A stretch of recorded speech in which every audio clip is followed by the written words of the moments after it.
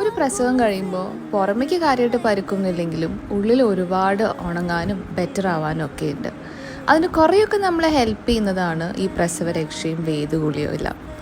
ഹേച്ചുവിൻ്റെ സമയത്ത് കൊറോണയൊക്കെ ആയതുകൊണ്ട് ശരിക്കും ഒന്നും അത് മര്യാദയ്ക്ക് ചെയ്യാനൊന്നും പറ്റിയില്ല. പക്ഷേ അതിന് വേണ്ടിയിട്ട് ഈ പ്രാവശ്യം സമേത ആയുർവേദം എടുത്ത് ഞാൻ ആദ്യമേ ബുക്ക് ചെയ്തിട്ടുണ്ടായിരുന്നു. ഞാൻ ഹോം സർവീസ് ആയിരുന്നു എടുത്തിരുന്നത്. ഇന്ന് അതിൻ്റെ ഫസ്റ്റ് ഡേ ആയിരുന്നു. വേദഗുളിക്ക് വേണ്ട എല്ലാ പ്രോഡക്ട്സും അവർ കൊണ്ടുവന്നിട്ടുണ്ടായിരുന്നു. എണ്ണ തൊട്ട് പാക്ക്, അങ്ങനെ എല്ലാ സാധനങ്ങളും. ഹെയറിലാണ് സ്റ്റാർട്ട് ചെയ്തത്. ആദ്യം എണ്ണയൊക്കെ തേച്ച് നല്ലോണം മസാജ് ചെയ്ത് നല്ല തണുത്തൊരു പാക്ക് ഇട്ടിട്ടുണ്ടായിരുന്നു. അത് കഴിഞ്ഞ് പിന്നെ ഫേസും പിന്നീട് ബോഡി. വല്ലാത്തൊരു സുഖം തന്നെയായിരുന്നു കേട്ടോ ആ മസാജൊക്കെ കഴിഞ്ഞപ്പോൾ. പിന്നീട് ഇന്നലെ കിഴിയൊക്കെ കെട്ടി നമ്മൾ തിളപ്പിച്ച ആ വെള്ളത്തിൽ നന്നായിട്ട് കുളിച്ചു. എല്ലാം മഞ്ഞളും പാക്കൊക്കെ പോക്കി.